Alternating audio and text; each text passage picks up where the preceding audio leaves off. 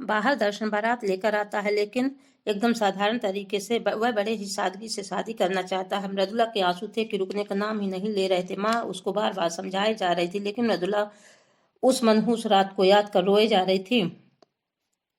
सभी रस्में पूरी होती हैं, लेकिन मृदुला किसी भी समय चुप नहीं होती है। जैसे ही दर्शन मृदुला के मांग में सिंदूर लगाने के लिए हाथ बढ़ाता है, मृदुला अपने आप को रोक नहीं पाती है और वह जोर जोर से रोने लगती है।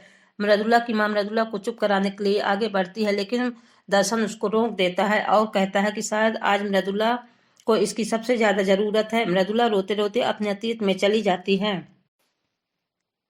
मृदुला की खुशी का ठिकाना नहीं था। ऐसा लगता था मानो हवा में उड़ रही हो। तभी उसकी सहेली दौड़ कर आती है और कहती है कि दूल्हा किसी राजकुमार से कम नहीं है और बारात तो देखते ही बनती है। ऐसे लगता है जैसे किसी रईस की बारात आई हो। यह सुनकर मृदुला खुशी के मारे झूम उठती है। मृदुला के पापा जी ने शादी में पैसा पानी की तरह बहाया था। मृदुला उनकी सबसे छोटी संतान थी। मृदुला के पति वैभव सॉफ्टवेयर इंजीनियर थे और वह खानदानी रईस भी था। मृदुला शादी के बाद अपने ससुराल जाती है। वहां पर उसको सबका प्यार और दुलार मिलता है। मृदुला पढ़ी लिखी और स्मार्ट लड़की थी, लेकिन वह घर के काम काजों में भी निपुण थी। यही कारण था कि वह धीरे धीरे पूरे घर की चहेती बन जाती है। वैभव के चाचा चाची के कोई संतान नहीं थी और वह वैभव को ही अपने औलाद मानते थे। यही कारण था कि मृदुला शादी के बाद मृदुला और उसके पति वैभव अपने चाचा चाची के यहाँ रहने के लिए चले जाते हैं। मृदुला शादी के बाद पहली राखी पे अपने मायके आती है। रास्ते में उसकी गाड़ी खराब हो जाती है। ड्राइवर कहता है कि गाड़ी बनने में 1-2 घंटे या 1-2 दिन भी लग सकता है। इसीलिए मृदुला प्राइवेट टैक्सी पकड़कर अपने घर वापस आ जाती है। वह जैसे ही घर पहुंचती है भावुक हो जाती है, क्योंकि मृदुला शादी के बाद पहली बार अपने घर आई थी। वह अपनी माँ से लिपट कर रोने लगती है। कुछ देर बाद मृदुला अपना बैग खोलती है और चौंक जाती है। मृदुला के कपड़े और गहने गायब थे। उसे समझ में नहीं आता कि बैग तो उसी कलर का है, फिर यह हुआ कैसे। यह बात वह वैभव को बताती है और रोने लगती है। वैभव उसको समझाता है और कहता है कि इसके लिए वह परेशान नहीं हो। जैसे उसको छुट्टी मिलती है वह मृदुला से मिलने के लिए घर आएगा और उसके लिए कुछ कपड़े और गहने लेकर आएगा। कुछ समय बाद वैभव अपने ससुराल आता है। वह मृदुला को कुछ नहीं बताता, क्योंकि वह मृदुला को सरप्राइज देना चाहता है।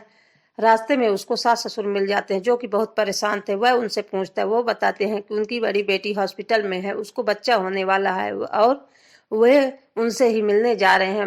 वैभव भी चलने की जिद करता है, लेकिन वो मना कर देते हैं और कहते हैं वह घर जाएगा। मृदुला घर पर है, वह कल सुबह तक घर आ जाएंगे। वैभव जैसे ही घर पहुंचता है मृदुला देखकर चौंक जाती है।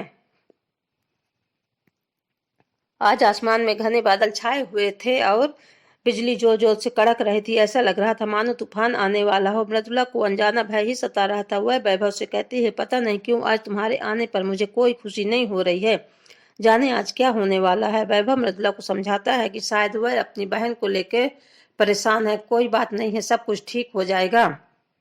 फिर वह मृदुला को अपने साथ लाए हुए कपड़े और गहने दिखाता है। मृदुला खुश हो जाती है। कुछ देर वह वैभव से बात करने के बाद कहती है कि वह उसके लिए चाय और पकौड़ा बनाती है, तब तक वह फ्रेश हो जाए।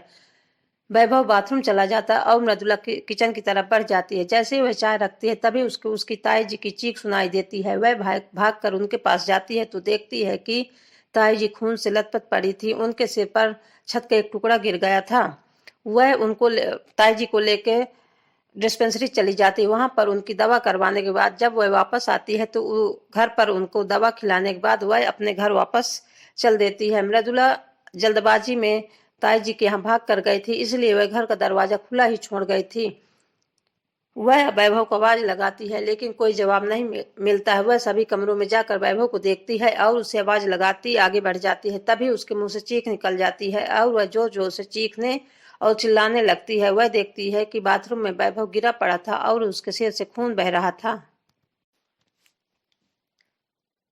लोग वैभव को लेकर हॉस्पिटल पहुंचते हैं।